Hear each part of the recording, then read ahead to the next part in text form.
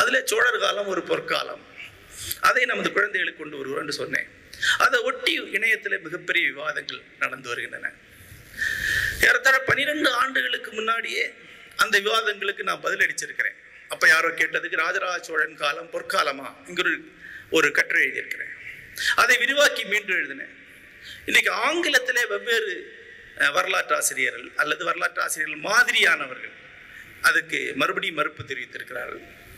இன்றைக்கு ஆங்கிலத்தில் ஒரு பெரிய ட்ரெண்ட் இருக்கு. அது என்னவென்றால், வரலாற்று ஆசிரியர் அல்லாதவர்கள், நாவலாசிரியர்கள், எழுத்தாளர்கள் அல்லது ஜேர்னலிஸ்ட், இதழாளர்கள் வரலாற்றை எடுத்து பரபரப்பான நூல்களாக எழுதுனா அது விற்குது. அப்படி ஒருவர் அதற்கு பதில் சொல்லியிருக்கிறார். அவர் வரலாற்று ஆசிரியர் கிடையாது. அந்த நூலில் அவர் வந்து சொன்னார், சோழர் காலம் இருண்ட காலம், அது பொற்காலம் ஒன்றும் கிடையாது என்று சொல்லி சோழர் காலத்துடைய சில சித்திரங்களை உருவாக்குகிறார். அவர் சொல்லக்கூடிய குற்றச்சாட்டுகளை இங்கே சொல்லக்கூடிய பலர் இருக்கிறார்கள். தலித் ஹிஸ்டாரியன்ஸ் இருக்கிறாங்க, மற்றவர்கள் இருக்கிறாங்க. அவங்க சொல்லக்கூடிய 3 குற்றச்சாட்டுகள் விரிவாக போக வரும் போல, ஏன்னா நேரமாகிவிட்டு, ஆனால் 3 குற்றச்சாட்டுகள் இருக்கு. ஒன்று, சோழர் ஆட்சி காலத்தில் சாதி முறை மிக அழுத்தமாக நிறுவப்பட்டது. இன்றைக்கு இருக்கக்கூடிய சாதி அடுக்குமுறை உறுதியாயிற்று. தலித்துகள் நில அடிமைகளாக மாறினது சோழர் காலத்துல தான். அவங்க சொல்லக்கூடிய முதல் குற்றச்சாட்டு. இன்றைக்குள்ள தலித் சாதிகள் எல்லாம் இந்த அடிமை நிலைக்கு போனது சோழர் காலத்துல தான். 2, சோழர் காலத்துல மிகப்பெரிய வரி வசூல் முறைகள் இருந்தன. அந்த வரி வசூல் ஒரு கட்டத்தில் உச்சத்திற்கு போய் 3ஆம் குலோத்துங்கன் காலகட்டத்தில் மக்கள் கிளர்ச்சிகள் வந்து திருவாரூர் தேரையெல்லாம் எரிச்சிருக்காங்க. வலங்கை இடங்கை சண்டை என்று அது அறியப்படுகிறது. மிகப்பெரிய மக்கள் கிளர்ச்சிகள் நடந்திருக்கின்றன. 3, இப்போ வட இந்திய ஆய்வாளர்கள் சொல்லக்கூடியது, சோழர்கள் தமிழகத்திலும் கர்நாடகத்திலும் இருக்கக்கூடிய குட்டி குட்டி ஆட்சியாளர் அத்தனை பேருமே ஈவிரக்கம் இல்லாமல் அழிச்சிருக்காங்க. ஆகவே ரொம்ப கொடூரமானவர்கள். ஆகவே இது இருண்ட காலம். இது அவருடைய சித்திரம். நான் உங்களுக்கு எல்லாருக்கும் தெரியும், பெருமித வரலாறுகளை சொல்லக்கூடியவன் அல்ல. எனக்கு அதில் நம்பிக்கை கிடையாது. அப்படி சொல்லக்கூடாதுங்கிறதா என்னுடைய ஹிஸ்டாரி சிட்டியை தான் நான் சொல்றேன், ஹிஸ்டாரிசிஸ் சொல்லலை. ஹிஸ்டாரிக் சிட்டி என்று பார்த்தா இது 3 உண்மையா என்று கேட்டால் உண்மை. சோழர் ஆட்சி காலத்தில் சாதி அமைப்பு இவ்வளவு இறுக்கமாயிற்று, வலங்கை இடங்கை சிஸ்டம் தெளிவாயிற்று, நிறுவப்பட்டது. அதில் எதிர்த்து கிளர்ச்சிகள் வந்ததை கே பிள்ளையே விரிவாக எழுதியிருக்கிறார். ஈவன் கே நீலகண்ட சாஸ்திரியே சோழர் காலத்துடைய மெய்கீர்த்திகள் எல்லாத்தையும் நம்ப முடியாது. ஏன்னா அது கோயில்களில் எழுதப்பட்டது, பிராமணர்களை பற்றி எழுதப்பட்டிருக்கு. ஆகவே பலதும் பிராமணர்களால் எழுதப்பட்டவை. ஆகவே நம்ப முடியாதுன்னு சொல்லி தான் அவர் அந்த வரலாறு ஆரம்பிக்கிறார். எந்த கிளாசிக்கல் ஹிஸ்டாரியனும் நீங்க சொல்ற மாதிரி பெருமித வரலாறு எழுதக்கூடியவன் அல்ல. அந்த காலத்துல ஜாதி ஒழுங்குனா இருந்தது. ஆனா எந்த பேரரசும் ஃபியூடலிசம் காலத்துல, நிலப்புரப்பி காலத்துல இருந்து எந்த பேரரசும் அப்படி கொஞ்சம் அடித்தள மக்களை உருவாக்காம மேல கட்டுமானத்தை உருவாக்க முடியாது. எந்திரங்கள் வந்த பிறகுதான் மனிதர்கள் அடிமையாளாக வழக்கம் குறையுது. இல்லைன்னா உற்பத்திக்கு அடிமைகள் தேவை, நில அடிமைகள் இருந்தே ஆகணும். உலகத்துல எல்லா கல்ச்சர்லயும் அப்படித்தான். அப்படி ஒரு விதிவிலக்கான கல்ச்சரே கிடையாது. 10ஆம் நூற்றாண்டுலேருந்து 13ஆம் நூற்றாண்டுல உலகத்துல எந்த பண்பாட்டிலையுமே நில அடிமைகள் இல்லாம இருந்ததே கிடையாது. வந்து எரி பறந்தெடுத்தல் செஞ்சு தீ வச்சு கொளுத்தி குடிநீர்ல உப்பை போட்டு தாலிகளை அடுத்து மலை போல குவிச்சிட்டு போறதுதானே சங்க இலக்கியம் பாடி வச்சிருக்கு. குரு ஆட்சியாளர்கள் ஒருபோதும் ஒன்றா இருக்க மாட்டாங்க. ஒவ்வொரு குரு ஆட்சியாளரும் இன்னொரு குரு ஆட்சியாளர் சண்டை போட்டு தான் இருப்பான். அதுலதான் பேரரசு வருது. குட்டி குட்டி ஆட்சியாளர்லாம் அடிச்சு ஒதுக்கி எல்லாரையும் அடங்க வச்ச பிறகுதான் பேரரசு நிறுவப்பட முடியும். எல்லா பேரரசும் அப்படித்தான். ஆனா சோழ பேரரசுல அந்த குறுநில மன்னர்கள் அத்தனை பேருமே அதற்குள்ள கப்பம் கட்டிட்டு தான் இருக்காங்க. நான் வரலாற்றுக்கு போக சொல்ல, பொன்னியின் செல்வனே பாருங்க, முதல்ல எத்தனை சிற்றடியார்கள் அங்க வர்றாங்க. கடம்பூர் சம்புவராயர், வானாதிராயர், ஏனாதிராயர்னு அத்தனை பேர் வந்து உட்கார்றாங்க இல்லையா. அவங்க எல்லாம் குறுநில மன்னர்கள் தான். அவங்க ஒருத்தர் கூட அடிச்சிட்டு இருந்தவங்க தான். ஒரு பேரரசு தான் அவங்களை ஒன்னா உட்கார வச்சு ஒரு நாடாக்குது. ஆக அடக்குமுறை இருக்கான்னு அடக்குமுறை இருக்கு.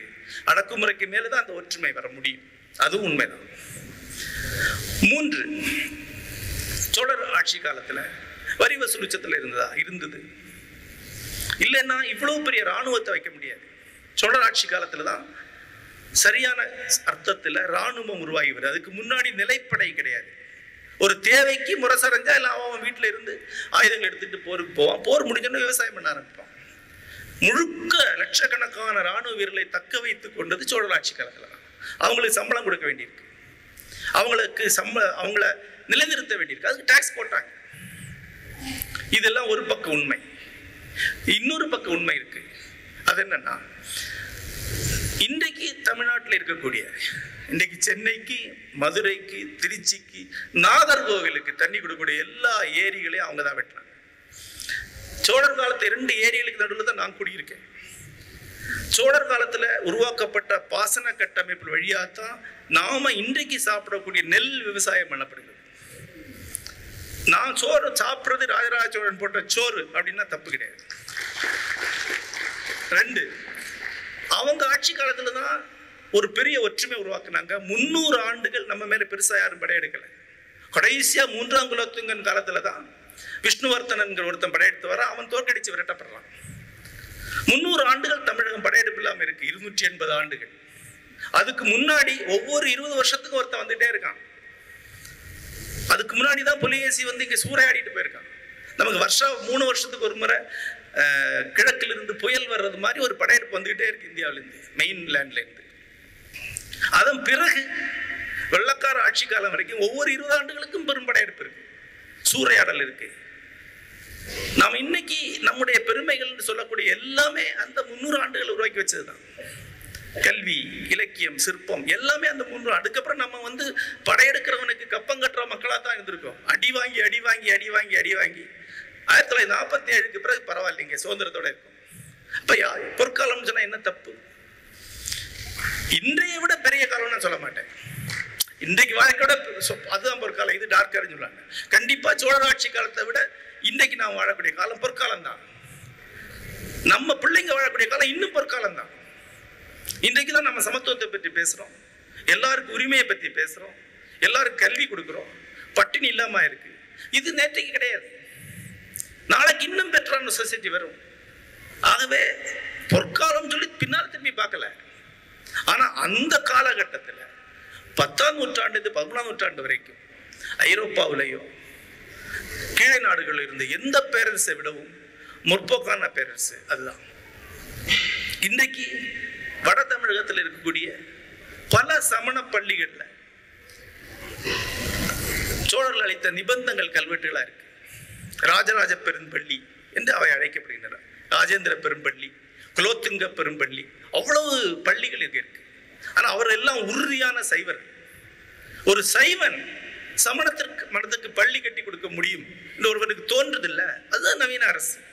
அந்த காலகட்டத்தில் இவ்வளவு சமயப்பறை உள்ள இன்னொரு அரசத்தையும் காட்டினா அது பொற்காலம் இல்லைன்னு சொல்லலாம்.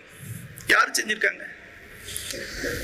நாகை சூடாமணி விகாரத்தை புதுப்பித்து கொடுத்தார் ராஜ சோழன் இல்லையா? அது வரலாற்று செய்தியா இருக்கு.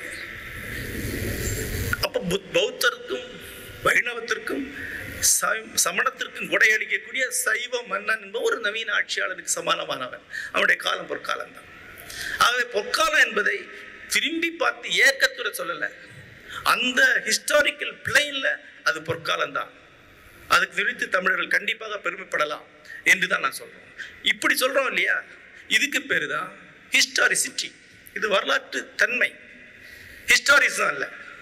ராஜராஜ சோழன் பெரிய மன்னன், ஆகவே என்னை சப்போர்ட் பண்ணுங்க, நான் தான் ஆட்சியாளர் சொல்றதுக்கு பேர் தான் ஹிஸ்டாரிசம். நாங்க தமிழர் பெருமையை நிலைநாட்டுவதற்காகவோ இன்றைக்கு இருக்க ஏதாவது ஒரு அரசியல் கட்சி ஆதரிக்கிறதுக்காக அவனை பற்றி சொல்லலை. ஹிஸ்டாரிக்கலா பார்த்தாலே அவனுடைய காலகட்டத்துடைய மாமன்னன். அவங்க ஆட்சி காலம் அமைதியோட காலம், அவங்க ஆட்சி காலம் இலக்கியம் கலைகளை பொற்காலம். எஸ், அவங்க ஆட்சி காலத்துல பல குறைகள் இருக்கு, அந்த காலகட்டத்துடைய பிரச்சனைகள் இருக்கு, ஜாதி இருக்கு, பிரச்சனைகள் இருக்கு, ஒடுக்குமுறைகள் இருக்கு. அதை மீறி இந்த ஹிஸ்டாரிசிசம் சொல்லுவோம் இல்லையா, இந்த ஹிஸ்டாரிக்கல் தன்மை இருக்குல்ல, அது வரலாற்று புரிதல் இருக்குல்ல, அதை உருவாக்குவதுதான் பெரிய வரலாற்று ஆசிரியருடைய கடமை. அவர்களை போன்றவர்களை நாம் கவனிக்கும் போது இந்த போலி வரலாறுகள், அதாவது பெருமித வரலாறும் சரி, அதெல்லாம் ஒன்றும் கிடையாதுங்க, அவன் இருண்ட காலம் சொல்லக்கூடிய அசட்டு வரலாறும் சரி, ரெண்டுமே விலகி போகும். நமக்கு வரலாறு நமக்கு அக்கறைண்டா என்று கேட்டா இல்லை. நமக்கு வரலாறு முறையாக தெரியுமான்னு கேட்டா கிடையாது. வாழ்க்கையில் ஒரு வரலாற்று நூலையாவது படித்தவர்கள் இங்க எத்தனை பேர் கேட்டா மிக குறைவா தான் இருப்பாங்க. ஆனா நீங்க யோசிச்சு பார்த்தீங்கன்னா வாழ்க்கையில ஒவ்வொரு நாளும் ஏதோ வகையில நீங்க வரலாறை பற்றி பேசிட்டு தான் இருக்கீங்க. ஏதாவது ஒண்ணு கேட்கும்போது இது அப்படி என்று சொல்லி ஒரு வரலாற்று சித்திரத்தை நீங்க அளிப்பீங்க. அது இது எப்படி இங்க வந்திருக்கு கேட்டு வரலாறு தெரிஞ்சுக்குவீங்க. ஆக வரலாற்றுல தான் வாழ்கிறோம், வரலாற்றை தான் மூச்சு விட்டுட்டு இருக்கோம். நாம் பேசுவதில் ஒரு கணிசமான பகுதி வரலாறு தான். ஆனா நமக்கு வரலாறு தெரியாது. ஆகவேதான் வரலாற்றை ஓரளவேனும் முறையாக தெரிந்து கொள்ளக்கூடிய ஒரு சொசைட்டி, ஒரு சமூகம் தான் ஒரு வகையில் தன்னைத்தானே தெரிந்து கொள்ளக்கூடாது. அப்படி என்று முறையாக வரலாற்றை நீங்கள் தெரிந்து கொள்ளவில்லை என்றால் முறைகேடான வரலாறு உங்களுக்கு வந்து சேரும். எந்த அளவுக்கு நீங்கள் வரலாறு அறிவின்மையோடு இருக்கிறீர்களோ அந்த அளவுக்கு தவறான வரலாறை அறிந்திருக்கிறீர்கள். வாட்ஸ்அப்ல இருந்து எந்த தமிழனும் தப்ப முடியாது. காலை எழுந்தோடனே ஒரு தவறான வாட்ஸ்அப் செய்தி உங்களுக்கு வருகிறது, வரலாற்று செய்தி. முன்பெல்லாம் இந்த வரலாற்று ஆசிரியர்கள் வரலாறு அறியாத இந்த பெருந்திரளை பற்றி கவலையே பட மாட்டார்கள். இவர்கள் இருக்கிறதே அவருக்கு கண்ணுக்கு தெரியாது. நான் பெரிய வரலாற்று ஆசிரியர்களை பார்த்திருக்கிறேன். எனது வீட்டுக்கு பக்கத்திலேயே டாக்டர் திருவிற்கமன் தம்பி தங்கியிருந்தார். அவர் பாட்டுக்கு ஆபீஸ் கல்லூரிக்கு போவார், திரும்பி வருவார். நடுவில் நடமாடும் மக்களை பற்றி அவருக்கு தெரியுமாங்கிறதே சந்தேகம் தான். அவருக்கு பார்வை விவரத்திலே ஒரே ஒருவரை தான் தெரியாதுன்னா. ஆனா குடவாயில் பாலசுப்ரமணியம் அவர்கள் சோழன் வரலாறு பற்றி ஒரு நூல் எழுதியிருக்கிறார்.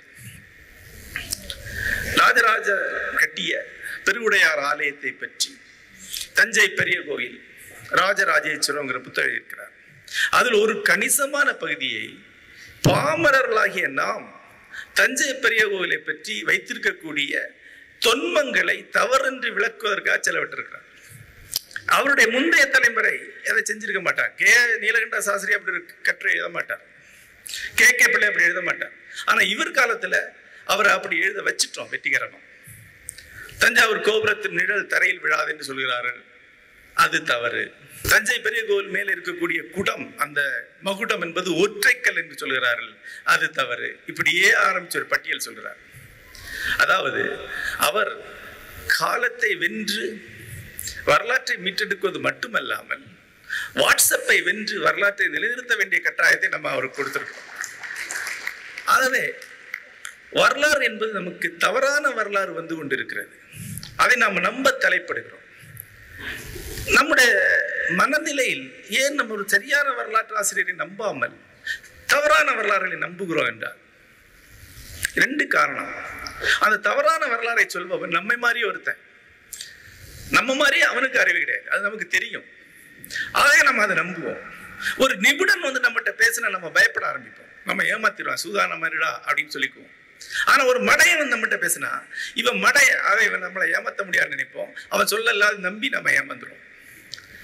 தமிழ்நாட்டில் ஒருவர் ஒரு நாளைக்கு அரை மணி நேரம் மீதம் ஒரு மாத காலம் யூடியூப் பார்த்தாலே வடிகட்டின வரலாற்று மடையனா மாறிட முடியும். நம்ப முடியாத வரலாற்று பொய்கள், எந்த அடிப்படை இல்லாத உளறல்கள் ஏறத்தாழ 75 லட்சம் பேர் பார்த்திருக்காங்க, 1 கோடி பேர் பார்த்திருக்காங்க. மாற்று மருத்துவம் வரலாறு ரெண்டுல தான் தமிழ்நாட்டிலேயே மிக மிக அபத்தமான, நம்ப முடியாத, முட்டாள்தனமான செயல்கள் எல்லாமே பதிவாயிருக்கு. யூடியூப்ல ஒண்ணு பார்த்தேன்.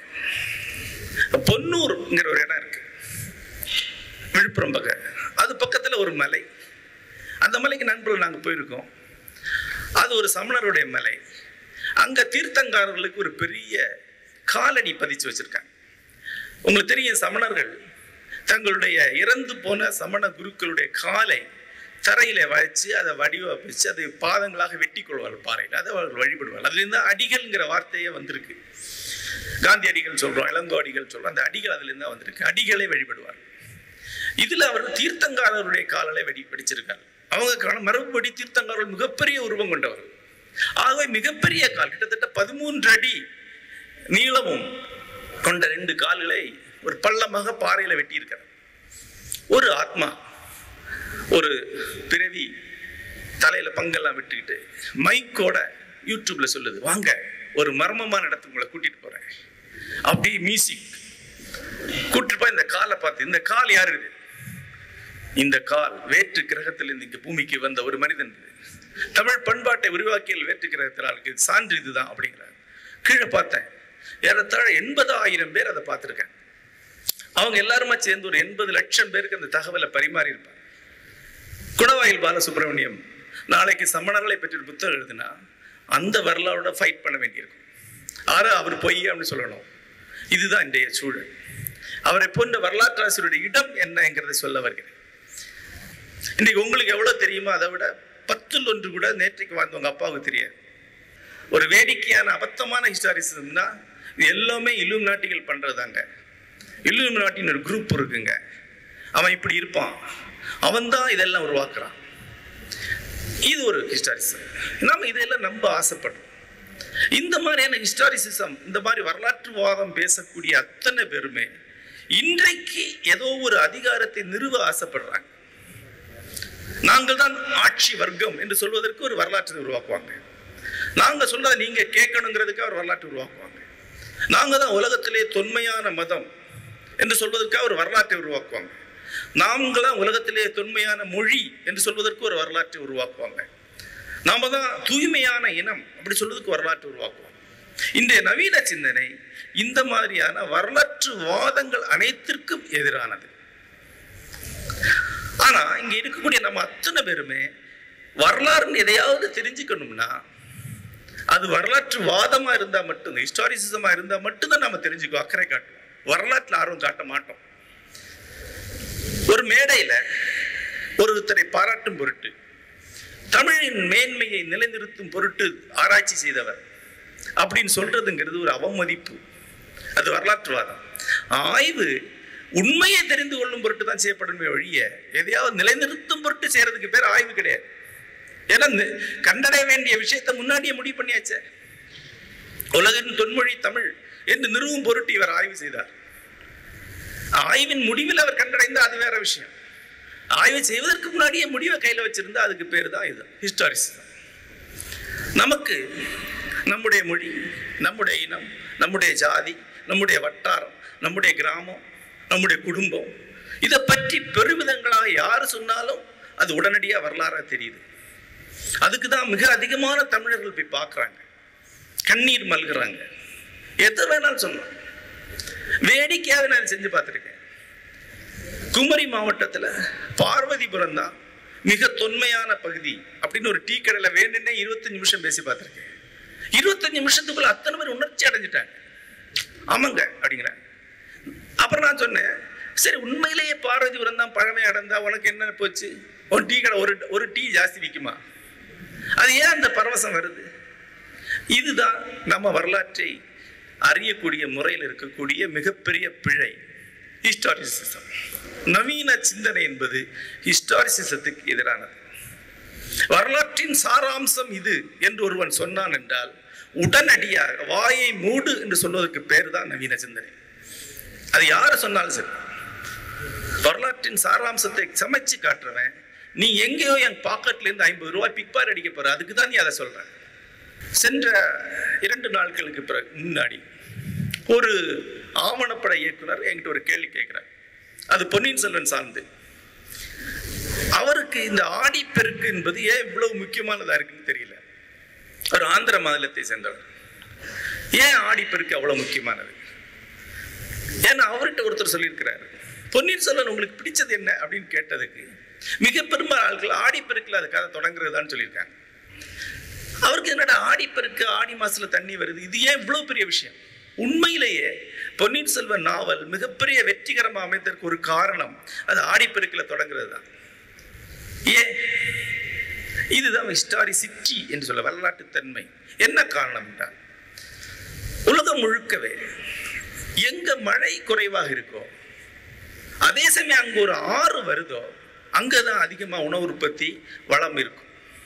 ஏன்னா முன்ன காலத்துல நவீன எந்திரங்கள் வர்றதுக்கு முந்தின காலகட்டத்தில் காடு அழிக்கிறது மிக கஷ்டமான விஷயம்.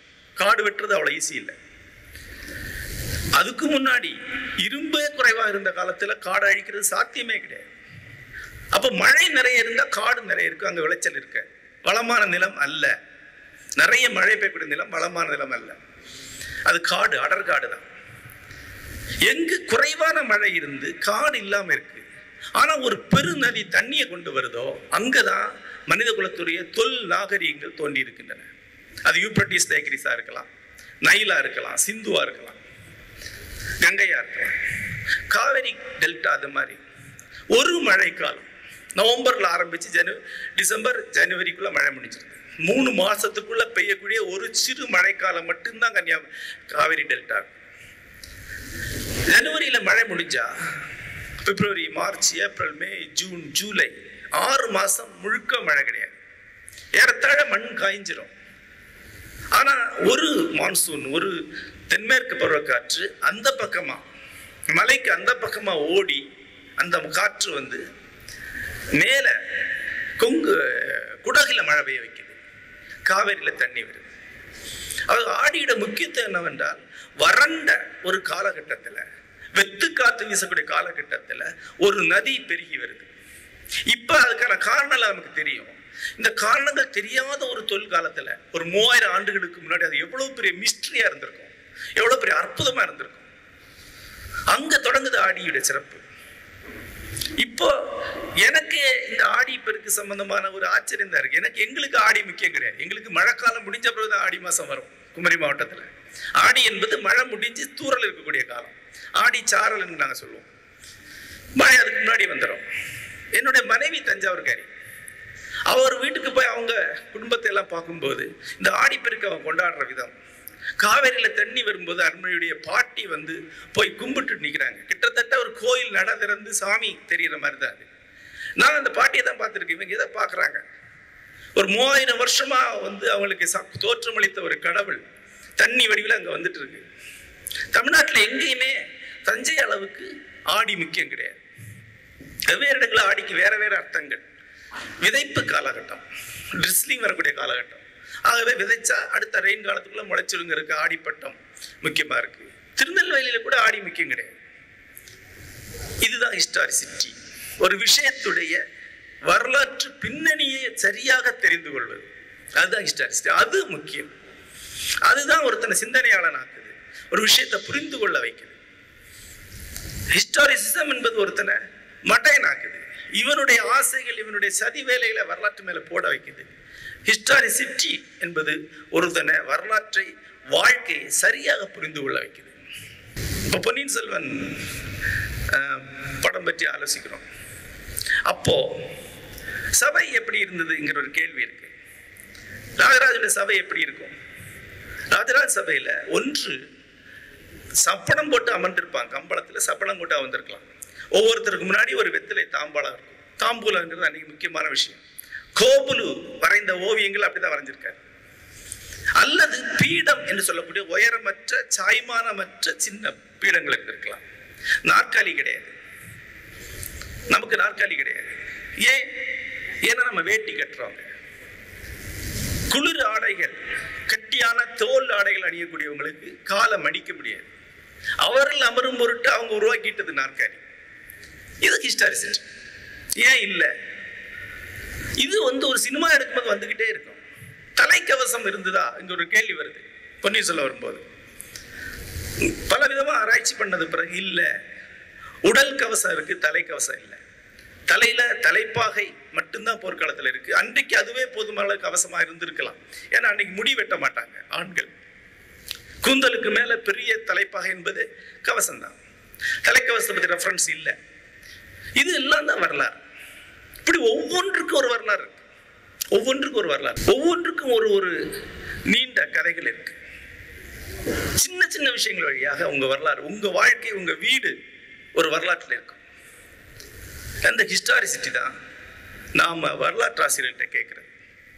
நீங்க வரலாற்றுடைய சாராம்சத்தை கண்டு சொல்ல வேண்டியதில்லை, அதை சொல்லவும் மாட்டாங்க. எப்படி வரலாறு இருந்ததுன்னு சொல்லுவாங்க. அப்பதான் வரலாற்றுல நம்ம பெருமிதத்தை கண்டடைஞ்சிட்டோம்னா, அந்த பெருமிதம் பொய்னா நம்ம பொய்யான ஹிஸ்டாரிசிட்டியில உட்காந்துருக்கோம். அந்த பொய்யால எந்த பெயரும் கிடையாது, நம்மளை முட்டாளாக்கிக்கிறோம். அப்போ வரலாற்றுல பெருமிதத்தை தேடி போலாமா? தமிழர் பெருமைக்காக வரலாறு படிக்கலாமா? படிக்கக்கூடாது. இன்னும் சிலர் தமிழர் சிறுமைக்காக படிக்கிறாங்க. தமிழர்ல ஒருபடி கீழே இருக்கணுங்கிறதுக்காக படிக்கக்கூடியவங்க இருக்கிறாங்க. சோழர் பெருமையை பேசக்கூடியவங்க இருக்கிறாங்க. அப்படிலாம் கிடையாது, சோழர் சிறுமைன்னு சொல்லக்கூடியவங்க இருக்கிறாங்க. ரெண்டுமே வரலாற்றுக்கான பார்வை கிடையாது. என்ன உண்மையில இருக்கோ அதுதான் வரலாற்றுக்கான பார்வை. இந்த வரலாற்று பார்வை நமக்கு இருந்ததா? நம்ம மூதாதையர் வரலாற்று இருந்ததான்னா கிடையாது. நம்ம நிறைஞ்சிட்டு இருப்போம். நம்ம 3000 வருஷமா இங்க இருக்கோம். இவ்வளவு வருஷம் நம்ம வரலாறுல எழுதியிருக்கோம் அப்படின்னு. நிறைய பேருக்கு சோழர் வரலாறுலாம் அப்படியே முழுசா இருக்குன்னு ஒரு எண்ணத்துல இருக்கிறாங்க. அங்க இருக்கு, நம்ம எடுத்துட்டு வரலாம் அப்படின்னு. அப்படி இல்லை. தலைமுறை தலைமுறையாக பேரறிஞர்கள் எழுதி அழைத்ததுதான் சோழ வரலாறை ஒழிய அங்க யாரும் அங்க ரெடியா இல்லை. ஒட்டுமொத்தமா சோழர்களை பற்றி நமக்கு இதுவரைக்கும் தெரிந்த எல்லா வரிகளை தொகுத்தா எத்தனை வரி இருக்கும்? 10-15 பக்கங்களுக்கு இருக்கும். அவ்வளவுதான் சோழரை பத்தி கல்வெட்டுகளோட கிடைக்குது. 1000 வரிகள் இருக்கலாம். அவற்றிலிருந்து கே. நீலகண்ட சாஸ்திரி ஒரு வரலாறு உருவாக்குறார். கற்பனை தான் பண்றார். நிறைய இடைவெளிகளை அவர் இணைக்கிறார். ஒரு கல்வெட்டுக்கு பிறகு இன்னொரு கல்வெட்டு வரலாம் அப்படி யோசிக்கிறார். இந்த பேர் கொண்டவர் இந்த மன்னனா இருக்கலாம்னு யோசிக்கிறார். அப்படி இணைத்து இணைத்து இணைத்து இணைத்து ஒரு கோலம் போல உருவாக்கப்பட்டு சோழர் வரலாறு, ஒரு அவுட்லைன். அதன் பிறகு அதுல ஒவ்வொரு டாட்டா புள்ளியாக பெருசு பண்ணி பெருசு பண்ணி பெருசு பண்ணி இங்கே வந்து சேர்ந்திருக்கு. ஆக இது பேரறிஞருடைய உழைப்பினால் உருவாக்கப்பட்டு நமக்கு தந்ததே ஒழிய ஆல்ரெடி அங்க இல்லை. ஏன் இல்லை? நவீனத்துல நம்ம இன்னைக்கு வரலாறுன்னு சொல்றோம் இல்லையா, இது நம்ம வரலாறு கிடையாது. நாம ஸ்தூலமான செய்திகளை தொகுத்து ஒரு வரலாறு எழுதக்கூடிய மரபு இந்தியாவுக்கு கிடையாது. அப்படி ஒரு வரலாறு நம்ம எழுதி வச்சதே கிடையாது. மிக குறைவான சில ஏரியாக்கள்ல வரலாற்று குறிப்புகள் இருக்கின்றன. இப்ப ஸ்ரீரங்கம் கோவில் ஒழுகு ஒரு வரியான வரலாறு. முகலாய ஆட்சி காலத்துல அந்த மன்னர்களை பற்றி வரலாற்று ஆசிரியர் வச்சு கொஞ்சம் எழுதியிருக்கிறாங்க. ஆனா நம்முடைய மரபுல பெரும்பாலும் வரலாறு எழுதப்படலை. ராஜராஜ சோழனுக்கு ஒரு புலவரை வச்சு அவருடைய வரலாறு எழுத வச்சிருக்கலாம் இல்லையா? அப்படி எழுதப்படலை. அப்படி எழுதலை. ஏன்னா அவங்க காலகட்டத்தில் அந்த வரலாறை எழுதுவது என்பது ஒரு தர்ம சங்கடமான விஷயம். இது இப்பவும் இருக்கு. நாமக்கல் கவிஞர் ராமலிங்க பிள்ளைட்டு அவரோட வரலாறு எழுதும்படி கேட்கிறாங்க, அவரோட வாழ்க்கை வரலாறு. ஆனா அவர் அவ்வளவு சங்கடப்படுறாரு. அதெல்லாம் எழுதக்கூடாதுங்க அப்படிங்கிற. நான் என்ன அவ்வளவு பெரிய ஆளா? கோயில் சாமி பத்தி எழுதலாங்க, நம்மளை பத்தி எழுதக்கூடாது அப்படிங்கிற. உண்மையே சாமிநாத இருக்கு, அவருடைய வரலாறு எழுதுறதுக்கு அவ்வளவு சங்கடம் இருக்கு. ரொம்ப வயசான காலத்துல சிஷ்யெல்லாம் சேர்ந்தவரை கட்டாயப்படுத்தினால்தான் அவரு வரலாறு எழுதுறாரு. தன்னை முன்வைப்பதற்கு ஒரு தயக்கம் இருக்கிறது. 2, இவ்வளவு பெரிய ஆலயங்களை கட்டினவங்க தங்களுக்கு அவ்வளவு பெரிய மாளிகைகளை கட்டி கொள்ளவில்லை. பெரும்பாலும் மரத்தால தான் கட்டியிருக்காங்க. கங்கை கொண்ட சோழபுரத்துல பங்களாமேடுன்னு ஒரு இடம் இருக்கு. அதுக்கு வெளியே வந்து அந்த பங்களாமேட்ல ராஜேந்திர சோழனுடைய அரண்மனையுடைய செங்கல் அடிக்கலம் இருக்கு. ஒரு 2000 ஸ்கொயர் ஃபீட் இருக்கு. என்னுடைய வீட கொஞ்சம் சின்னதுதான். அவ்வளவு வீட்டுல தான் அவங்க இருந்திருக்கிறாங்க. அந்த பரவுதான் தங்களுடைய வரலாறை தாங்களே எழுதி முன்வைக்கிறதுக்கு அவங்களுக்கு தடையா இருக்கு. ஆக அந்த வரலாறு இல்லை, எழுதப்படலை. வரலாற்றுடைய சாராம்சமான விஷயங்கள் புராணங்களாக வருகிற வழிய மொத்த தூலமான வரலாறு எழுதப்படலை. நம்முடைய வரலாறு எழுதப்படுவது எப்படிங்கிற ஒரு ஹிஸ்டாரியோகிராஃபி, ஒரு ஒன்லைன், ஒரு காமன் ஆடியன்ஸுக்கு தெரிஞ்சிருக்கணும். அதுக்காக தான் இதை சொல்ல வரேன். நம்முடைய வரலாறு என்பது ஐரோப்பியர்களால் தான் எழுதப்படுது. இங்க வரக்கூடிய பிரிட்டிஷ் ஆய்வாளர்கள் தான் நம்முடைய வரலாறு எழுதுறாங்க. இன்றைக்கு ஏறத்தாழ 100 ஆண்டுகள் ஆகுது ஜேஎஸ்மிலுடைய இந்திய வரலாறு வெளிவந்து. 200 ஆண்டுகள் ஆகுது. 1820 23 முடியுது. அந்த வரலாறு தான் இந்தியா பற்றி அப்ஜெக்டிவா எழுதப்பட்ட வரலாறு. அந்த வரலாறு எழுதினவர் இந்தியாவுக்கு வந்ததே கிடையாது. இங்க இருந்து இங்க உள்ள ஆட்சியாளர் செய்திகளை கொண்டு அந்த வரலாறு அவர் எழுதுறார். அதுதான் அப்ஜெக்டிவா எழுதப்பட்ட ஒரு நவீன வரலாறு. அதிலிருந்து காலனி ஆதிக்கவாதிகள் அன்றைக்குள்ள ஆட்சியாளர்கள் வரலாறு எழுதுறாங்க. தமிழகத்த வரலாற்றுடைய ஒரு முதல் முன்வரைவு என்பது J.H. நெல்சன் அவர்களால் எழுதப்பட்டது. அது மதுரா கண்ட்ரி மேனுவல்ங்கிற அவருடைய தொகுப்புல அவர் எழுதுறார். அன்றைக்கெல்லாம் ஒரு மாவட்ட கலெக்டர் அடுத்த கலெக்டருக்காக தன்னுடைய அப்சர்வேஷன்ஸை புக்கா எழுதி கொடுக்குற வழக்கம் இருக்குது. அதுக்கு பேர் தான் மேனுவல். அதுல அவர் ஒன்று எழுதுறார். மதுரா கண்ட்ரி மேனுவல் வந்து ஒரு பெரிய கிளாசிக், ஒரு பெரிய மாஸ்டர் பீஸ். அதுல கிடைத்த தகவல் எல்லாம் தொகுத்து தமிழ் வரலாற்றுக்கு ஒரு அவுட்லைனை கிரியேட் பண்றாரு. அதன் பிறகு வெள்ளைக்காரங்க நிறைய பேர் எழுதுறாங்க. HR Pate's Tirunelveli country manual எழுதுறாரு. நிறைய மேனுவல் வருது. இதுதான் காலனி ஆதிக்க வரலாறு நான் சொல்றது. ஃபர்ஸ்ட் வரலாறு வெள்ளைக்காரனுடைய பார்வையில, ஆதிக்கவாதியின் பார்வையில தமிழ் வரலாறு. ஆனா அவங்க எல்லாம் பெரிய பேரறிஞர்கள். குறிப்பா J.H. நெல்சன் ஆக்ஸ்போர்ட் யூனிவர்சிட்டியில படித்தவர், மிகப்பெரிய அறிஞர். அவருடைய மொழி நடையே மிக அற்புதமான ஒரு இலக்கியவாதியாக மிகச்சிறந்த ஒரு மொழி நடை. அதுல மதுரையில புயல் வந்ததை பற்றி ஒரு வர்ணனை இருக்கு. எப்படி அந்த புயலுக்கு முன்னாடி உள்ள மூடு இருந்ததுன்னு எழுதியிருப்பார். ஒரு மாஸ்டர் நாவலிஸ்ட் எழுதக்கூடியது, பாபர் நாவலிஸ்ட் எழுதுற மாதிரி இருக்கும். அவ்வளோ பெரிய ரைட்டர் அவர், அவ்வளோ பெரிய அறிஞர். அதுல ஒரு ஆதிக்க பார்வை இருக்கான்னு கேட்டா இருக்குமே. ஆனா அது வரலாறான்னு கேட்டா ஒரு மகத்தான வரலாறு, அவ்வளவு சாதாரணம் கிடையாது. வெறும் காத்துல இருந்து ஒரு வரலாறு எழுதி காட்டுறதுக்கு. அதன் பிறகு தேசிய வரலாறு ஒன்று ஆரம்பிக்குது 1900களில். இந்தியர்கள் படித்து மேல வந்து நமது வரலாறை நாம எழுதுவோம் அப்படின்னு இவங்க எழுத ஆரம்பிக்கிறாங்க. அதுல தான் நாம் போற்றி போடக்கூடிய மகத்தான வரலாற்று மேதைகள் எல்லாம் அதுல தான் தோன்றுறாங்க. சோழர் வரலாற்றுல K.A. நீலகண்ட சாஸ்திரி, சதாசிவ பண்டாரத்தார் 2 பேரும் ரொம்ப முக்கியமானவர்கள். அவங்க தான் இன்றைக்கு நாம் பார்க்கிட்ட சோழ வரலாற்றுல 90% எழுதிட்டாங்க, பெரும்பாலும் எழுதிட்டாங்க, கிடைக்கூடிய கல்வெட்டுகள் எல்லாம் சேர்த்து. ஆனா வரலாற்று ஆய்வு அப்படி இல்லை. ஒரு கட்டத்துக்கு அப்புறம் வரலாற்று ஆய்வுங்கிறது ஒரு ஊசி மணி அளவுக்கு டிஃபரன்ஸை கண்டுபிடிக்கிறதுக்கே ஒருத்தர் 20 வருஷம் ஆராய்ச்சி பண்ணாதான் ஏதாவது பண்ண முடியும். அதன் பிறகு 2வது கட்டம் வருது, இந்திய வரலாற்றுல 3வது கட்டம் வருது. அது சமூக விஷயங்களை எடுத்துக்கொண்டு அந்த வரலாற்றை மறுபடியும் டெவலப் பண்றது. Noboru Karashima, Burton Stein, K.K. Pillai, இவங்கெல்லாம் ஒரு சோழர் வரலாறு எழுதுறாங்க.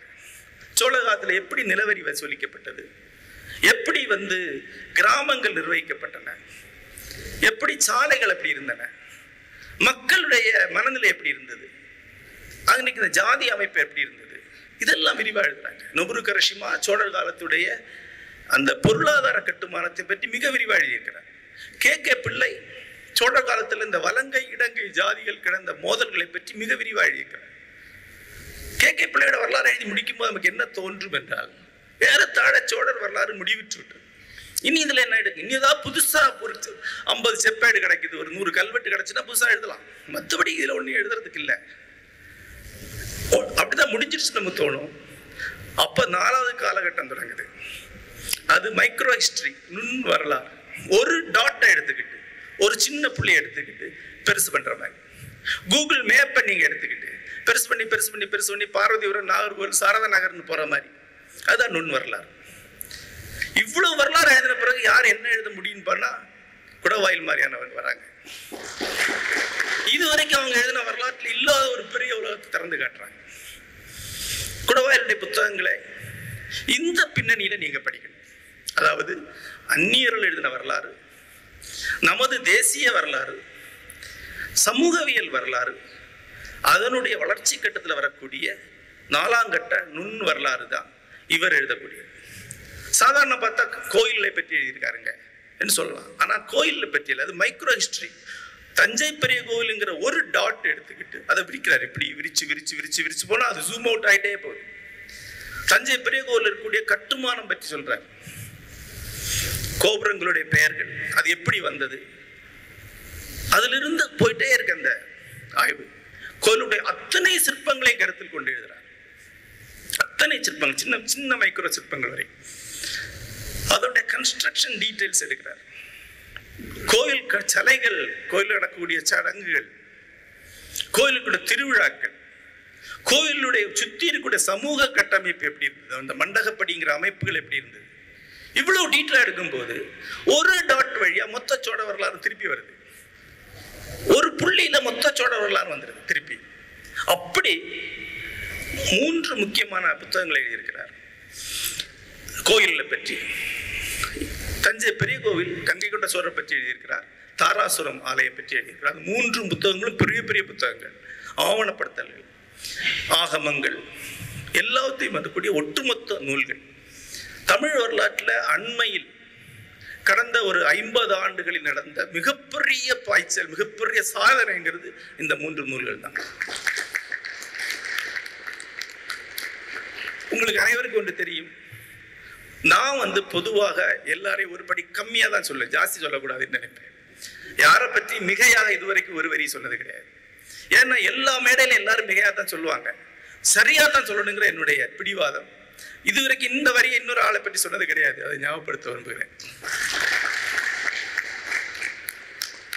அந்த நூல்கள் ஒவ்வொன்றுமே அதற்கு முன்னால் கிட்டத்தட்ட 30 ஆண்டுகளாக சோழ வரலாறை படித்துக் கொண்டிருக்கக்கூடிய எழுத்தாளராக எனக்கு ஒவ்வொரு பக்கமும் அதிர்ச்சி, புதுமையாக வந்துகிட்டே இருக்கு. இந்த வரலாற்றுடைய ஆட்டிடியூடும் ஆகுது. இதுதான் வரலாற்றுடைய புதுமை என்பது. இதுக்கு ஒரு முன்னுதாரணம் இருக்கா அப்படின்னு பார்த்தா, முதல் முன்னுதாரணம் எங்க ஊர்க்காரர் தான். அதை நாங்கள் விட மாட்டோம். டாக்டர் கே பிள்ளை அவர்கள் சுசீந்திரம் பேராலயத்தை பற்றி ஒரு பெரிய புத்தகம் எழுதியிருக்கிறார். ஆக்ஸ்போர்ட் யூனிவர்சிட்டி அதை வெளியிட்டு இருக்கு. சுசீந்திரம் ஆலயத்துடைய அனைத்து தரவுகளையும் எடுத்துக்கொண்டு அந்த புத்தகத்தை அவர் எழுதுறார். அனைத்து தரவு எல்லா கல்வெட்டையும் படிச்சுட்டாரு. அவ்வளவு சரங்குகள், சாஸ்திரங்கள், ஆகமங்கள் எல்லாத்தையும் எடுத்து எழுதக்கூடிய கிட்டத்தட்ட 1000 பக்கங்களுக்கு மேல் வரக்கூடிய புத்தகம். சுசீந்திரத்துடைய ஊராய்மா காராய்மான்னு 2 சிஸ்டம் இருக்கு. காராய்மா என்பது அதுக்கு வரி செலுத்தக்கூடியவருடைய சமூகம். ஊராய்மை என்பது அந்த கோயிலை நேரடியாக நிர்வாகம் பண்ணக்கூடிய கட்டமைப்பு. இதெல்லாம் எடுத்துக்கிட்டு எழுதுறாரு. அவ்வளவு பெரிய புத்தகத்துக்கு பிறகு இன்னொரு புத்தகம் அதே சுசீந்திர ஆலயத்தை பற்றி டாக்டர் ஆக்கா பெருமாள் அவர்கள் எழுதுறாரு. அந்த புத்தகத்துடைய கைப்பிரதியோடு அவர் வராரு, எங்க வீட்டுக்கு வராரு. அப்ப எனக்கு ஆச்சரியம், கே பிள்ளைக்கு பிறகு சுசீந்திரத்தை மறுபடியும் என்ன எழுத முடியும்? அப்ப நான் கேட்டேன், கே பிள்ளை புத்தகத்தை அடாப்ட் பண்ணி எழுதுறீங்களா அப்படின்னு கேட்டேன். இல்ல, அவர் முக்கியமான பல விஷயங்களை விட்டுட்டார், அதைத்தான் எழுதுறேன் அப்படின்னா. என்ன அப்படின்னு கேட்டா, கே பிள்ளை பழைய கிளாசிக்கல் ஹிஸ்டாரியன், மரபு வழி ஹிஸ்டாரியன். அவங்க நாட்டுப்புறவியல், வாய்மொழி வரம்புகளை கருத்தில் எடுக்கவே மாட்டாங்க. ஃபோக்லோர் அவங்களுக்கு ஹிஸ்டரியே கிடையாது, அதை எடுக்க மாட்டாங்க. ஆனா சுசீந்திர ஆலயத்தை பற்றி நாட்டுப்புற கதைகள், நாட்டுப்புற பாடல்கள் அவ்வளவு இருக்கு. நாட்டுப்புற தெய்வங்கள் இருக்கு சுசீந்திரங்களோட தொடர்ந்து. அது எதுவுமே கே பிள்ளை தொடரல. அதெல்லாம் வரலாறே கிடையாது அப்படின்ட்டு அவர் அந்த பக்கம் திரும்பவே இல்லை. அதையெல்லாம் சேர்த்துக்கிட்டு இன்னொரு புக் அவர் எழுதுறார். இப்போ வரலாறு முற்றிலும் புதிய ஒரு கோணத்தில் உள்ளவர். ஒரு உதாரணம் சொல்லுவேன்னா, சுசீந்திர கோயிலுடைய 4 திசையிலும் 4 பூதங்கள் நிறுத்தப்பட்டிருக்கு. 4 பூதங்கள் இருக்கு. இப்போ இருக்கு சிலைகள், பெரிய சிலைகள். அது வழிபடப்படுது. அது கோயிலுடைய காவல்னு சொல்லப்படுது. அந்த கோயில் பூதங்களை பற்றி ஒரு ஆய்வையும் கே பிள்ளை பண்ணல. ஏன்னா அது ஃபோக், நாட்டுப்புற தெய்வம். ஆனா அதை உள்ள கொண்டு வர்றார். வெவ்வேறு காலகட்டங்களில் குட்டி தெய்வங்கள் எப்படி சுசீந்திரத்துக்குள்ளே உள்ள நுழைந்தது, அறம் வளர்த்த நாயகி மாதிரியான தெய்வங்கள் எப்படி உள்ள வருதுன்னு கே பெருமாள் எழுதுறார். இந்த நுண் வரலாறு அது ஆட் ஆயிட்டே இருக்கும். பரமசிவனுடைய அழகர் கோயில் ஒரு முன்னோடியான படைப்பு. அழகர் கோயிலுடைய மொத்த சிஸ்டம், ஜாதி அமைப்பு எப்படி அது தாம்பி இயங்குதுன்னு அவர் எழுதியிருக்கிறார். அந்த மரபை சார்ந்தவை இவருடைய புத்தகங்கள். இவருடைய பங்களிப்பு என்னன்னா, முக்கியமா இதுவரைக்கும் எந்த ஹிஸ்டாரியனுக்கு இல்லாத ஒரு தனித்திறமை என்ன அல்ல தனித்தன்மை என்னன்னா, இவர் முதன்மையாக ஒரு கலை விமர்சகர். சிற்பக்கலை தான் அவருடைய முனைவர் பட்ட ஆய்வு பண்ணியிருக்கிறார். ஒரு ஆர்ட் ஹிஸ்டாரியனுடைய பார்வையில ஹிஸ்டரி என்பதுதான் இந்த நூலுடைய தனி சிறப்பு. சிற்பவியல், கட்டிடவியல், இசையியல் ஆகிய 3 கலைகளும் வழியாக வரலாற்றை திருப்பி எழுதுறார். எப்படி கே பெருமாள் ஃபோக்லோர் வழியா எழுதுறாரு, அதே மாதிரி இந்த புத்தகத்தை படிக்கும் போது சுசீந்திர ஆலயத்தை பற்றி இன்னொரு புத்தகம் எழுதலாங்கிற எண்ணம் வருது. நான் எழுத போடல, வேற ஆய்வாளர் எழுதலாம். மொத்த சுசீந்திர ஆலயத்தை சம்பந்தமான கலை மட்டுமே வைத்து இன்னொரு புத்தகம் எழுதுனா முற்றிலும் வேறொரு வரலாறு வரும். அவ்வளவு சிற்பங்கள் இருக்கு. நிறைய சிற்பங்கள் என்னன்னே தெரியாத சிற்பங்கள்லாம் இருக்கு. வெவ்வேறு காலகட்டத்து சிற்பங்கள் இருக்கு சுசீந்திரத்துல. தமிழகத்துல ஒவ்வொரு ஆலயத்தை பற்றி இப்படி ஒரு புத்தகம் வரும் என்றா, தமிழக வரலாறே நாம தெரிஞ்ச வரலாறுல முற்றிலும் வேற வரலாறு ஆயிடும். முற்றிலும் வேற ஒரு வரலாறு வரும். இப்படி ஒரு புத்தகம் திருவண்ணாமலை ஆலயத்தை பற்றி கிடையாது. இப்படி ஒரு நூல் சிதம்பரம் பேராலயத்தை பற்றி கிடையாது. இது வரவேற்கக்கூடிய வரலாறு. அடுத்த 100 ஆண்டுகளில் நாம் எழுத போகிற வரலாறு என்பது இந்த வரலாறு. அதனுடைய ஒரு தொடக்க புள்ளியாக அமையக்கூடிய நூல்கள் குடவாயில் பாலசுப்ரமணியம் அவர்கள் எழுதியவை. இந்த புத்தகத்துடைய பல்வேறு சுவாரஸ்யங்கள் இருக்கு. வரலாற்றுல கொஞ்சம் ஆர்வம் வந்து நிஜ வரலாறை நீங்க படிக்க ஆரம்பிச்சீங்கன்னா அதுவே ஒரு துப்பறியும் கதை மாதிரி உங்களை இழுத்துட்டு போகும். என்னுடைய வாழ்க்கையில நான் படிச்ச மிக சுவாரஸ்யமான துப்பறியும் கதை என்பது காந்தலூர் சாலை நான் என்னங்கிறத பத்தி கவிமணி தேசிய விழாவில் எழுதின ஒரு கட்டுரை தான். ஆனா ஒரு 8 மணிக்கு சாயங்காலம் படிக்க 10:10 நான் படிச்சு முடிக்கிறேன். ஆனா அது வரைக்கும் ஷெர்லாக் ஹோம்ஸ் மாதிரி தான் படிக்கிறேன். அவர் ஒவ்வொன்றா டிஸ்மிஸ் பண்றாரு. இது இல்லை, இது இல்லை. அப்புறம் ஒவ்வொரு சான்றா எடுக்கிறார். கிட்டத்தட்ட ஹோம்ஸ் கடைசியில ஆகவே குற்றவாளி இவர் தான் முடிக்கிற மாதிரி இதுவா இருக்கலாம் காந்தலூர் சாலைன்னு முடிக்கிறார். அதுதான் அந்த ஆய்வுடைய த்ரில் அப்படிங்கிறது. யூடியூப்ல ஒருத்தன் வந்து மித் சொல்றான்ல, இது அந்நியர்கள், இது இல்லுமினாட்டின்னு சொல்றான், அது திருள் கிடையாது. அல்லது இது தமிழர் பெருமையை காட்டுகிறது, 1000 ஆண்டுகளுக்கு முன்னே தமிழன் ஒருவன் தான் தண்ணியில் தலைமுழுகினா, இந்த மாதிரி விஷயங்கள் திருள் கிடையாது. இதெல்லாம் ஒரு தாழ் உணர்ச்சியோட வெளிப்பாடுகள். உலக வரலாற்றுல நாமும் ஒரு பெரும்பண்பாடு, நாம மட்டுமே பெரும்பண்பாடு கிடையாது, மகத்தான பண்பாடுகள் இருக்கு. சீன பண்பாட்டுடைய பிரம்மாண்டமும் அவங்களுடைய சாதனைகளும் மனித குலமே கண்டு வியக்கத்தக்கவை. உலகத்துல இன்னைக்கு கிடைக்கக்கூடிய தொல் இலக்கியங்கள்ல நேர் பாதி சீனா எழுதினதுதான். திருவள்ளுவருக்கு முன்னாடியே சீனாவில் மிகத்தான உரைநடை நாவல்களை எழுதிட்டாங்க. சீன பெருநாவல் வரவுன்னு பேரு. அதுல சில நாவல் சினிமா வந்திருக்கு. உங்களுக்கு ஆர்வம் இருக்குன்னு அந்த ரெட் கிளிஃப்ங்கிற சினிமாவை பார்க்கலாம், 6 மணி நேர படம். அது சீனாவில் பி 4ஆம் நூற்றாண்டுலயே 3ஆம் நூற்றாண்டுல எழுதப்பட்ட ஒரு நாவலுடைய திரை வடிவாக. அது உலகத்துல மகத்தான பண்பாடு எல்லா இடத்துல இருக்கு, நாமும் அதில் ஒன்று. அந்த பெருமிதங்கள் அல்ல, உண்மையான பெருமிதம் எங்க இருக்குன்னா, இத உண்மையான அறிவார்ந்து நம்ம வரலாறு நாமளே ஆராய்ச்சி பண்ணி போறதா. சில உதாரணங்களை இவருடைய நூல்களில் சொல்ல நினைக்கிறேன். ஒன்று, இந்த நந்திவர்மன்ங்கிற ஒரு ஆட்சியாளர் இருந்திருக்கான், பல்லவன், கடைசி பல்லவன் ஒருவர். நந்திவர்மன் வந்து பற்றி அவன் தம்பியால அறம் பாட வைத்து கொல்லப்பட்டான் ஒரு தொன்மம் உண்டு, 2ஆம் நந்திவர்மன். அதை பற்றி நந்தி கலம்பகன் ஒரு புத்தகம் இருக்கு. நந்திவர்மன் காதலி அப்படின்னு ஜெகசிற்பி ஒரு நாவல் எழுதியிருக்கிறார். ஒரு பொதுவா சொல்றேன், நந்திவர்மன் 1ஆம் நந்திவர்மன், 2ஆம் நந்திவர்மன், 1ஆம் நந்திவர்மன் சோழர் நிலத்திற்குள்ள தனக்கென்று ஒரு பாதுகாவலான நகரத்தை நிர்வகித்துக் கொண்டார் என்று ஒரு செய்தி இருக்கிறது. இது பழையாறை பக்கத்தில் இருக்கக்கூடிய நாதன் கோயிலுங்கிற ஊரு தான் அப்படின்னு ஆய்வாளர்கள் சொல்றாங்க. ஏறத்தாழ எல்லாரும் ஏற்றுக்கொண்ட செய்தியா இருக்கு. அது நந்தி புறத்து 1000 அடி என்று அதுக்கு பேர் இருக்கு. ஆனா குடவாயில் பாலசுப்ரமணியம் 1000 அடிங்கிற வார்த்தையை பிடிக்கிறார். 1000 அடினா 1000 கோயில் இருக்கணும், 1000 தெய்வங்களாவது இருக்கணும். நாதன் கோயில் அப்படி இல்லை. அப்ப அதை ஏற்றுக்கொள்ள முடியாது. அது என்னங்கிற கியூரியாசிட்டியோட இருக்கிறார். அப்போ அங்க இருக்கக்கூடிய வேறொரு ஊரு வீரசிங்கன்பேட்டைங்கிற ஒரு ஊர்ல நிறைய சிவலிங்கங்கள் கிடைக்குது, செய்தி கிடைக்குது. உடனே அங்க போறார். அந்த இடத்துல சிவலிங்கம் கிடைச்சா இடத்துல 700 சிவலிங்கங்கள் ஏற்கனவே அங்கிருந்து அகற்றப்பட்டிருக்கிற செய்தி கிடைக்குது. ஆகவே இதுதான் நந்திவர்மனுடைய 1000 அடியா இருக்கு, 1000 சிவலிங்கம் இங்க இருந்திருக்கு என்கிற முடிவுக்கு வர்றார். ஆனா வரலாற்று ஆசிரியர்கள் உடனே பரவச அடைஞ்சிட மாட்டாங்க, உடனே தினமலர் கடிதம் எழுதிட மாட்டாங்க. அவர் மறுபடியும் வெயிட் பண்றார். இது கல்வெட்டு சான்று வேணும், சும்மா நானே சொல்லக்கூடாது. அதன் பிறகு மதுரையில கிடைக்கிற சுந்தரபாண்டியனோட ஒரு கல்வெட்டு இந்த செய்தியை உறுதிப்படுத்துது. அதன் பிறகு அதை பற்றி ஒரு கட்டுரை எழுதுறார். அவருடைய ஆரம்ப கால நூல்கள் ஒன்று. இதில் அவர் சென்றடையக்கூடிய அந்த பாதை இருக்குல்ல, அது மிக சுவாரஸ்யமானது. அதுதான் வரலாற்று ஆய்வில் இருக்கக்கூடிய உண்மையான சுவாரஸ்யம்.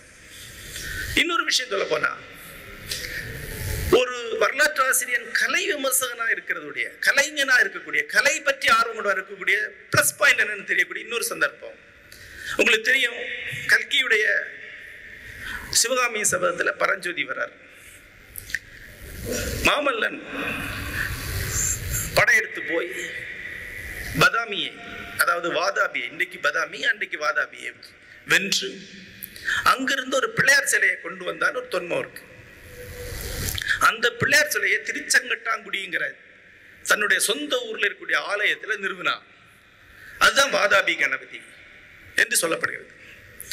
ஆனா காஞ்சி சங்கராச்சாரியர் இந்த மாதிரி விஷயங்கள்ல ஒரு அத்தாரிட்டி என்று சொல்லக்கூடிய அவர் என்ன சொல்றாரு, அப்படி இல்லை, வாதாபியின் வயிற்றை கிழித்தவன் அர்த்தத்தில் தான் வாதாபி கணபதி என்ற கீர்த்தனை எழுதப்பட்டிருக்கு. வாதாபி கண்ட வார்த்தை இருக்க வழிய அந்த கணபதி வாதாபி கணபதி அல்ல என்கிறார். இப்போ குடவாயில் பாலசுப்ரமணியம் இன்னொரு வெர்ஷன் கொடுக்கிறார். திருவாரூர்ல அங்க ஒரு சன்னிதானத்தில் இருக்கக்கூடிய ஒரு குறிப்பிட்ட பிள்ளையார், அவர் வாதாபியில் வந்த பிள்ளையாரா இருக்கலாம்.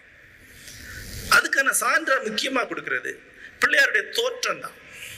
அந்த புகைப்படத்தை பார்த்தாலே இங்க திருவாரூர் இருக்கக்கூடிய அந்த பிள்ளையார் தமிழ்நாட்டில் வேற எங்கே இருக்கக்கூடிய பிள்ளையார்ல முற்றிலும் வேற மாதிரி இருக்காரு. வெளிநாட்டுல இருந்து தவறி வந்து திருன்னு முழிக்கிற மாதிரி இருக்கிறார், வேற ஒரு பிள்ளையார். அப்புறம் கலை, திராவிட கலை செதுக்கு முறையின்படி திருச்செங்கட்டாங்குடி பிள்ளையார் இங்க உள்ள பிள்ளையார் தான். ஆனா திருவாரூர் பிள்ளையார் வந்தவராக இருக்கலாம், என்று அதற்கான இலக்கணங்கள் சொல்லி அதை நிறுவுகிறார். இது ஒரு கலை விமர்சகர் சொல்லக்கூடிய ஒரு பார்வை. இவ்வாறு பல கோணங்கள்ல தொடர்ந்து வரலாற்று மேல ஒரு புதிய பார்வையை உருவாக்கிக்கிட்டே இருக்கார். அதுதான் ஒரு வரலாற்று ஆசிரியர் அவருடைய கொடை. அவருடைய புத்தகங்களை ஒவ்வொன்றுக்கும் உங்களை நான் ஆற்றுப்படுத்துகிறேன். இந்த 3 அரசுகள், 3 ஆலயங்கள் நான் நண்பர்கிட்ட சொல்லுதுண்டு. ஒரே நாள்ல தஞ்சை பெரிய கோவில், கங்கைகொண்ட சோழபுரம், தாராசுரம், இதை 3ஐயும் ஒருத்தன் பார்த்துட்டான்னா சோழர் கலையுடைய ஒரு குறுக்குவாட்டு தோற்றம் கிடைக்கும். நண்பர்கள் பல பேர் போயிருக்காங்க. அப்படி போக முடியும்னா முடியும். நாங்கள் போயிருக்கோம். ஒரே நாளில் பார்த்தா நீங்க ஒரு புத்தகத்துடைய 3 பக்கத்தை புரட்டுற மாதிரி இருக்கும். அப்பா பையன் பேரன் கட்டின கோயில்கள். அப்படியே திருமயம் இல்லையே, திருப்புவனம் வரைக்கும் போனோம்னா அதுக்கு அடுத்த தலைமுறை கோயிலையும் பார்த்துடலாம். ஆனால் அப்படி போக முடியாது, அதுக்குள்ளே இருட்டிடும். இதுதான் இந்த பயணம் இந்த புத்தகம் வழியா இருக்கு. அப்படி ஒருத்தர் நீங்க போக ஆசைப்பட்டீங்கன்னா இந்த 3 நூல்களையும் வாங்கி படிச்சுக்கிட்டு போனீங்கன்னா 3 வரலாற்று காலம் அப்படியே பொருளக்கூடியதை பார்க்க முடியும். இது தவிர 2 நூல்கள் மிக முக்கியமான நூல்கள் குடவாயில் அவர்கள் எழுதியவை இருக்கின்றன. ஒன்று கோபுர கலை மரபு என்கிற புத்தகம்.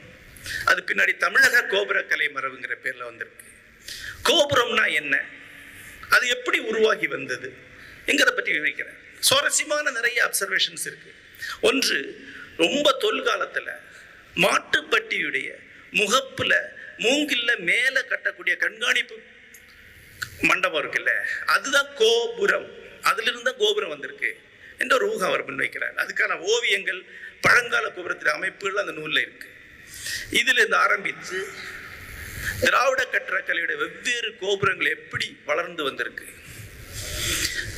அந்த புத்தகத்துக்கு முன்னாடி ஒரு புத்தகத்தை நீங்க படிக்க ஆசைப்பட்டீங்கன்னா டாக்டர் KR ஐயங்கார் எழுதிய இந்திய கோபுர கலை மரபுன்னு சாகித்ய அகாடமி பெற்ற ஒரு புத்தகம் இருக்கு. அது இந்தியாவில் முழுக்க நாகரா, தட்சிணாபாணி, வேசரபாணி கோயில் எல்லாத்தையும் சொல்லுது.